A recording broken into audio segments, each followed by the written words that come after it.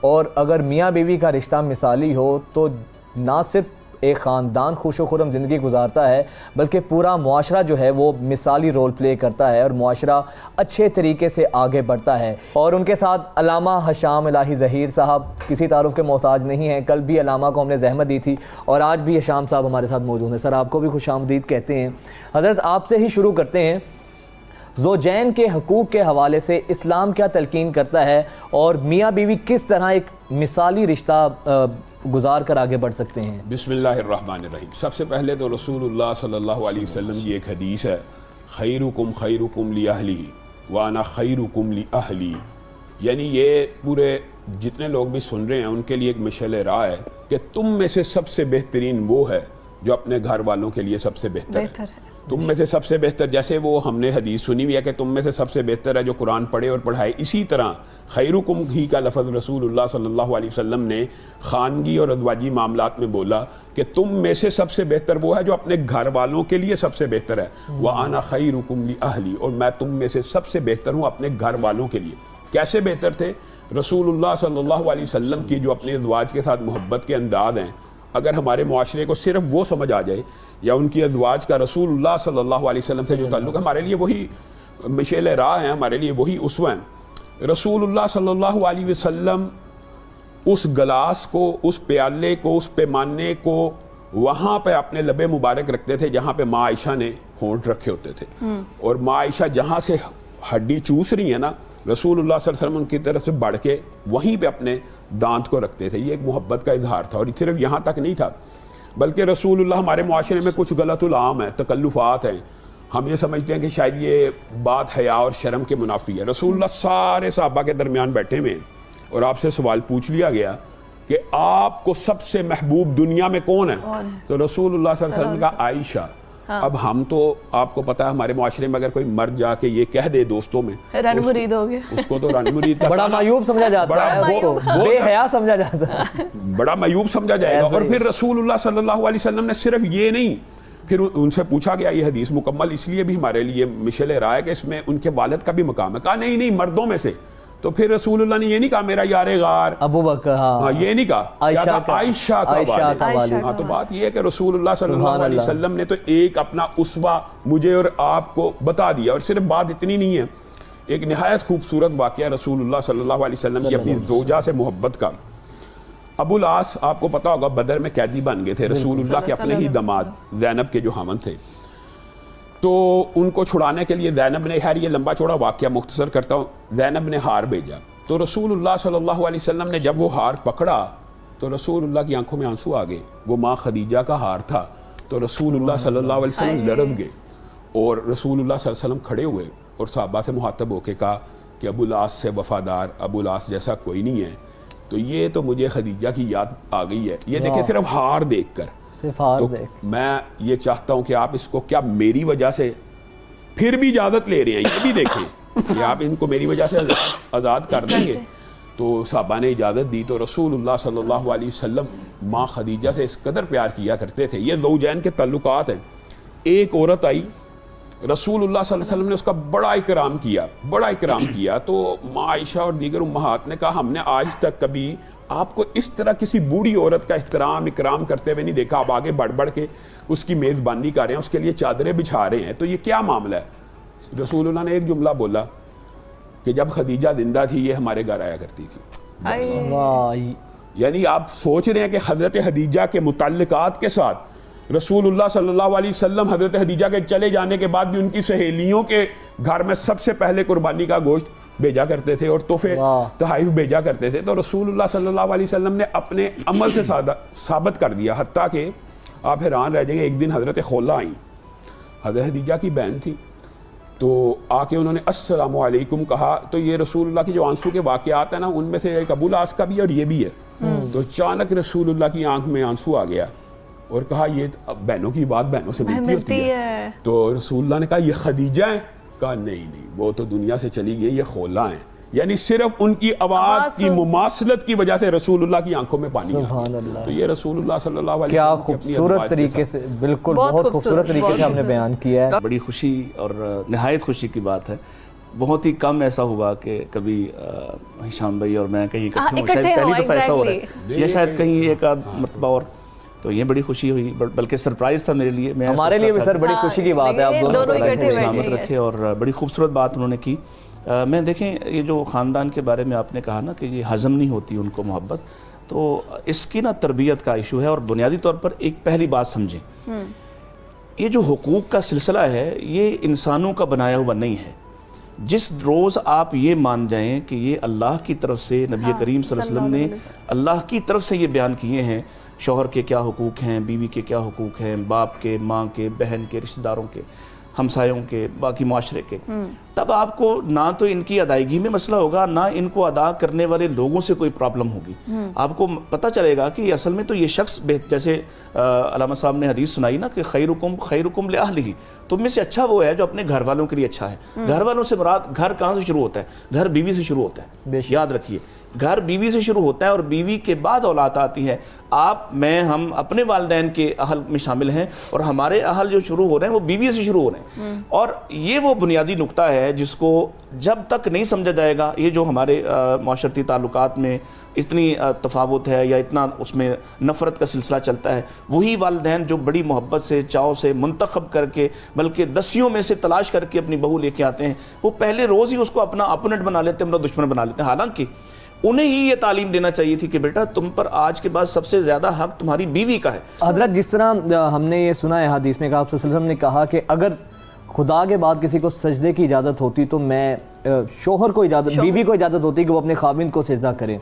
ایک طرف سر اتنی تلقین، دوسری طرف وہی مسلمان معاشرہ ہے ہمارا، پھر جہیز کی لعنت، پھر بچیوں پر سارا برڈن. حالانکہ تو شادی میں تو سارا جو برڈن ہے یا سارا خرچہ وہ تو خاوند کی طرف آتا ہے اگر صحیح اسلامی شریعت کے مطابق کی جائے.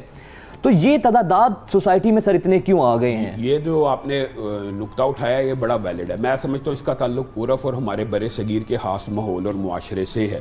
آپ عرب میں چلے جائیں، وہاں پہ سارا خرچہ مرد ہی اٹھائے گا، جہیز بھی مرد ہی تیار کرے گا. یہ یہاں کا مسئلہ ہے، اسی کانٹیننٹ کا. لیکن جو حدیث آپ نے بیان کی ہے نا، بنیادی طور پہ وہ حدیث صحیح ہے کہ رسول اللہ صلی اللہ علیہ وسلم نے، یہ ہے کہ مردوں کے اوپر بھی حق ہے لیکن عورتوں کے اوپر بھی کچھ مردوں کے حقوق ہیں. ہمارے معاشرے میں یہ افراط و تفرید بھی پائی جاتی ہے کہ بیویوں کے حقوق بہت زیادہ بیان کیے جاتے ہیں لیکن مردوں کے حقوق کم بیان کیے جاتے ہیں. یہ بھی ایک ٹرینڈ چل پڑا. اب یہ جو آپ نے حدیث بیان کیا، بتائیے اس سے بڑی مرد کی فرما برداری اور اطاعت کی معروف میں کیا دلیل ہو سکتی ہے کہ اگر سجدے کی اجازت ہوتی، کیونکہ امت میں سجدہ تعظیمی بھی حرام ہے. لوگ یہ سمجھتے ہیں کہ سجدہ صرف عبادت کا حرام ہے، تعظیم کا سجدہ بھی حرام ہے. بالکل. تو اگر تعظیم کے سجدے کی بھی اجازت ہوتی تو میں عورت کو کہتا کہ مرد کو کرو.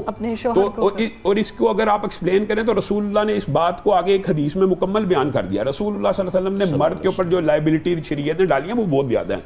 عورت کے اوپر جو لائبلٹیز ہیں وہ یہ ہیں، اگر وہ نماز پڑھے، روزہ رکھے، اور تیسری صرف ایک شرط لگائی، خامند کی اطاعت کرتی ہو. معروف میں، گناہ کے کاموں کی بات نہیں ہو رہی، معروف میں اطاعت کرے، وہ جنت کے 8 دروازوں میں سے جس سے چاہے داخل ہو جائے.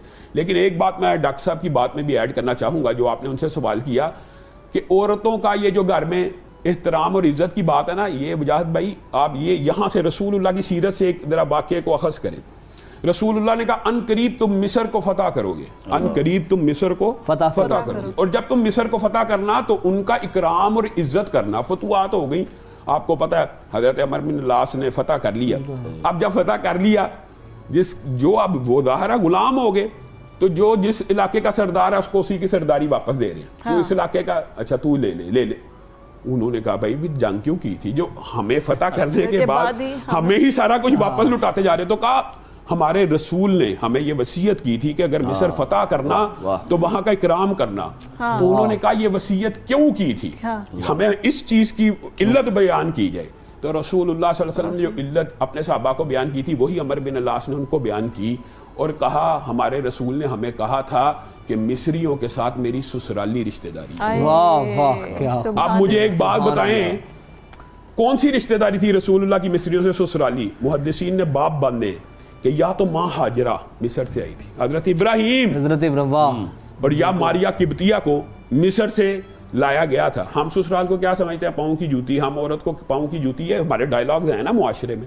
یہاں پہ سسرال کا عزت اور احترام یہ. اور اس ایک واقعے کے نتیجے میں پادری آگے 2 لاٹ، انہوں نے کیا کیا واقعی آپ کے رسول نے یہ وصیت کی ہے، کہاں تو کہا اللہ کی قسم یہ وصیت نبی اور پیغمبر کے علاوہ کوئی نہیں کر سکتا۔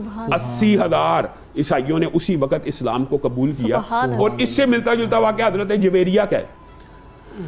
فتح ہو گئی، حضرت جویریہ کا پورا کنبہ قبیلہ آپ کو پتہ ہے غلام بن گیا، تو رسول اللہ صلی اللہ علیہ وسلم سے حضرت جویریہ نے کی شادی ہوگی۔ اب وہی رات ہے فتح کی، قیدی ہیں، مال غنیمت ہے، ڈول ہیں، رسی ہیں۔ رات کو صحابہ کو پتہ چلا کہ رسول اللہ نے اس قبیلے کے اندر اپنی شادی طے کر لیا، اور جناب امہات المومنین میں سے حضرت جویریہ ہماری ماں بن گئی ہیں۔ صبح ہونے سے پہلے 700 سے زائد قیدی، ہزاروں کا مال غنیمت، حتیٰ کہ صحابہ بیان کرتے ہیں ڈول کی جو ایک رسی بھی تھی نا وہ بھی صحابہ نے واپس کر دی کہ ان کے ساتھ ہمارے نبی کی سسرالی رشتہ داری۔ اب مجھے ایک بات بتائیں، ہم نے سسرال کو کیا سمجھا ہوا؟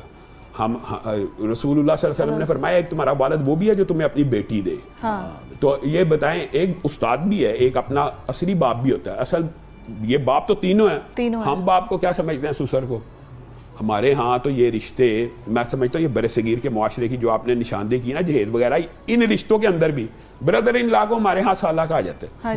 اب مجھے بتائیں یہ ہماری لینگویج کیا ہے؟ یعنی آپ یہ اندازہ لگا لیں کہ ہم نے عزت اور احترام کے اور جو مقام تھے، جو آپس میں الفت کے، اور جیسے بھائی نے بات کی، ڈاکٹر صاحب نے ایک اشارہ کیا ہے، آپ میں وہ واقعہ آپ کے ذہن میں نہیں آیا، رسول اللہ صلی اللہ علیہ وسلم کا ازواج سے تعلقات میں سے انہوں نے ایک واقعہ پورا ایک جملے میں بیان کر دیا کہ کبھی دوڑ لگ رہی ہے، یہ واقعہ بھی صحیح سند سے ثابت ہے۔ امی عائشہ کے ساتھ رسول اللہ نے کہا چلو دوڑ لگاتے ہیں، تو پھر رسول اللہ صلی اللہ علیہ وسلم پیچھے رہ گئے اور امی عائشہ آگے نکل گئی، تو ایک عرصہ گزر گیا تو رسول اللہ صلی اللہ علیہ وسلم نے کہا پھر دوڑ لگاتے ہیں۔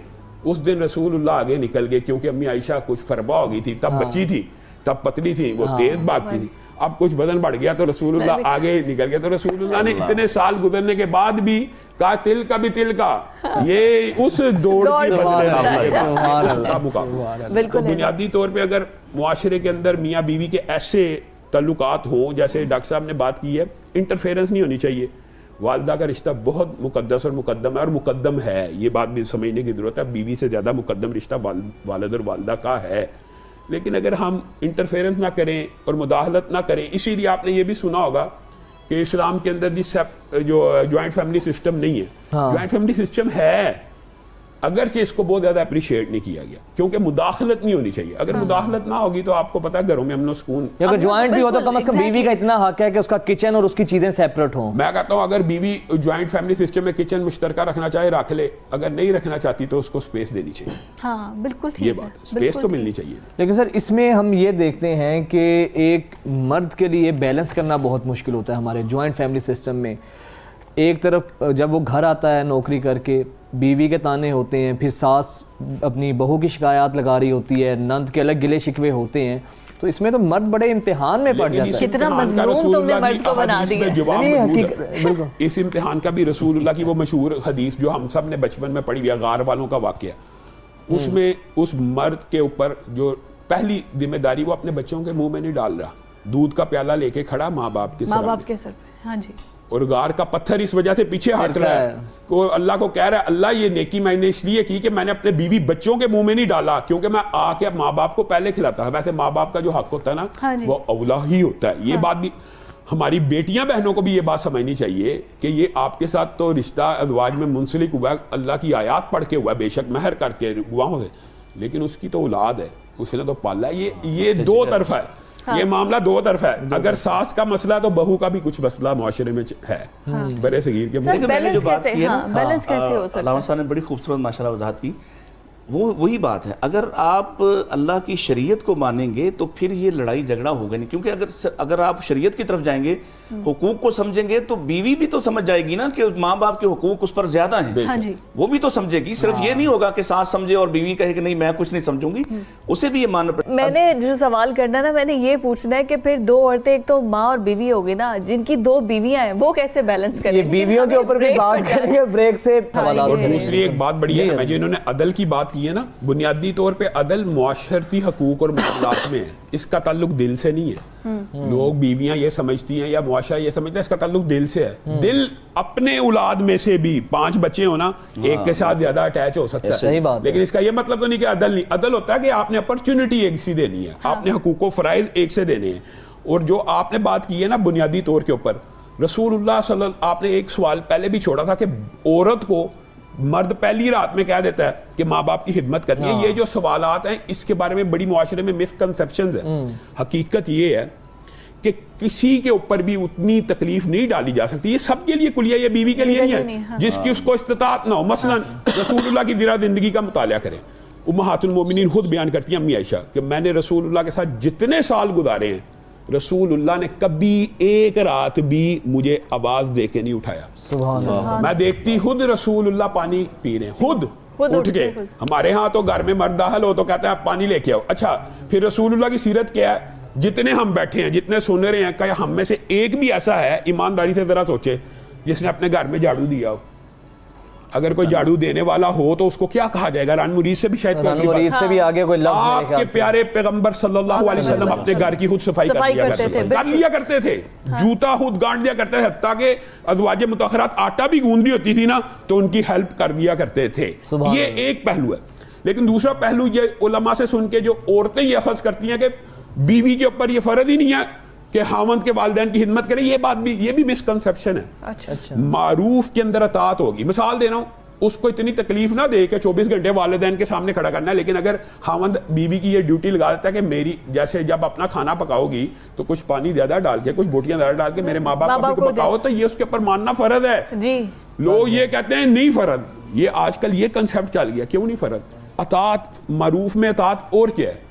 معروف میں اطاعت کا مطلب ہوتا ہے جب کوئی ایسا حکم دے جس کے اندر اجر و ثواب بھی ہو یا جس کے اندر گناہ نہ ہو، وہ تو عورت نے ماننا ہے. لیکن ہمارے معاشرے میں یہ افراط و تفرید بھی بڑی پائی جاتی ہے. رسول اللہ کا یہ پہلو بھی ہے، مانتا ہوں کہ رسول اللہ نے ساری زندگی رات کو سوئے ہوئے اپنی کسی زوجہ کو کسی کام کے لیے نہیں اٹھایا، خود اٹھتے تھے. لیکن رسول اللہ نے یہ بھی کہا اگر خامد حکم کرے اطاعت کا، معروف کا، تو آپ نے اس کی پیروی کرنی ہے. بلکہ رسول اللہ کی حدیث کے الفاظ یہ ہیں کہ خامد، حقیقی مومنہ عورت وہ ہے اور اصل میں جنتی عورت وہ ہے کہ جس کو خامد جب دیکھے خوش ہو جائے. خامد کس سے خوش ہوتا ہے؟ کہ یا تو وہ اس کے لیے سجی سنوری رہے، یا وہ اس کے گھر میں جو اس کے دن میں اس نے کچھ کام لگائے ہیں، گھر آیا پتہ لگا والدین کو تو پہلے کھانا کھلا چکی ہے. یہ کھانا کھلانے میں کیا اعتراض ہے؟ مجھے ایک بات بتائیں. اس میں کوئی اعتراض نہیں ہونا چاہیے، نہ یہ فیمنزم. اچھا یہ جو ایک معاشرے میں یہ بھی کلچر عجیب و غریب چل پڑا ہے، حتیٰ کہ آپ عورت مارچ میں دیکھتے ہوں گے یہاں تک نعرے لگتے ہیں اپنی جراب خود ڈھونڈو، اپنے موزے خود ڈھونڈو، اپنی روٹی خود گرم کرو. اب یہ دیکھیں، اب یہ مرد جو سارا دن محنت مزدوری کر کے آپ کے منہ میں نوالے ڈال رہا ہے، کیا اس کا اتنا حق بھی نہیں آپ اس کے موزے ڈھونڈ دیں؟ یہ بھی افراط و تفرید سے معاشرے کو. اچھا حضرت، ایک یہ بھی کہا جاتا ہے کہ عورت جو ہے وہ اس کا کام صرف اپنی اولاد کی تربیت کرنا ہے. اگر وہ اپنے خاوند کو کہہ دے کہ میں روٹی نہیں بنا سکتی، میرا موڈ نہیں ہے، یہ مسکنسیپشن ہے نا. یہ دیکھیں بنیادی طور پہ میں اصل میں اس فتوے کی طرف آ رہا ہوں. اب ہمارے معاشرے کا ایک بہت بڑا المیہ یہ بھی ہے کہ ہم دین بھی ان سے لیتے ہیں جو نان اسپیشلائزیشن دین. یعنی میں تو سمجھتا ہوں دین بہت مظلوم فیلڈ ہے. آپ نے کوئی، آپ بیمار ہو جائیں گے، آپ ماہر اسپیشلسٹ ڈاکٹر سے، اچھے میکینک کے پاس جائیں. لیکن دین واحد ایسی چیز ہے جو آپ ہر ایک سے لے لیں گے، چاہے کوئی ڈاکٹر ہے، انجینئر ہے، میکینک، جس سے چاہے لے لیں. یہ جو آپ نے فتوے معاشرے میں سرکولیٹ ہوتے ہوئے دیکھے ہیں، یہ بالکل غلط ہے کہ عورت کے میں نے آپ کی روٹی نہیں پکانی تو وہ صحیح کہہ رہی ہے یا اس کے اوپر روٹی پکانا فرض نہیں ہے. یہ کیسی بات ہے؟ یہ تو ایسی بات ہے کہ یہ اس نے، جس بندے نے یہ فتویٰ دیا ہے، میں اس کو نامینیٹ نہیں کرتا، اس نے دین کو سمجھا ہی نہیں ہے. اطاعت معروف کیا ہے؟ بیوی کا، میاں بیوی کا جو ایک گاڑی کے 4 پہیے کا مطلب کیا ہے؟ یہ آپ نے کیسے ٹرانسلیٹ کیا؟ آپ یورپ سے یہ بات تو لاتے ہیں کہ بیوی آپ کے ساتھ کھڑی ہو کے باضابطہ طور پہ کمائے. کمانا زیادہ مشکل ہے کہ گھر میں روٹی پکانا؟ ایمانداری سے بتائیں. کمانا بہت مشکل ہے. بس پھر یہ آپ خود اس چیز کو جسٹیفائی کریں کہ کمانا، عورت گھر سے نکل کے کمائے.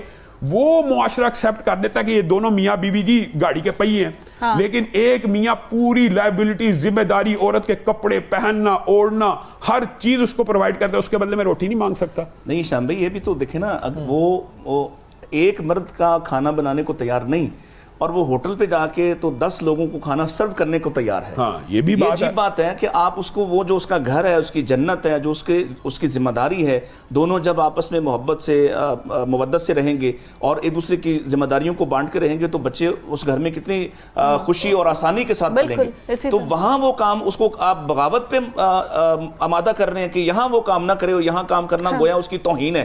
اور وہ گلی محلے میں حتیٰ کہ وہ بسوں بھی آ گئے ہیں اس میں، کہ یہ جو میاں بیوی کے حقوق ہیں، خاص طور پہ بیوی بناؤ سنگار کرے اپنے شوہر کے لیے. یہ جو مسائل ہیں کہ وہ دوسری عورت کی طرف دیکھتا ہے یا دوسری اسے اٹریکٹ کرتی ہے، سبب کیا ہے؟ جب وہ 1-2 بچے کی ماں ہوتی ہے تو وہ صرف ماں بن کر رہ جاتی ہے اور اپنے آپ پر توجہ نہیں دیتی. وہ اپنے آپ پر، اپنے بناؤ سنگار پر، اپنی خوبصورتی پر بالکل توجہ نہیں دیتی.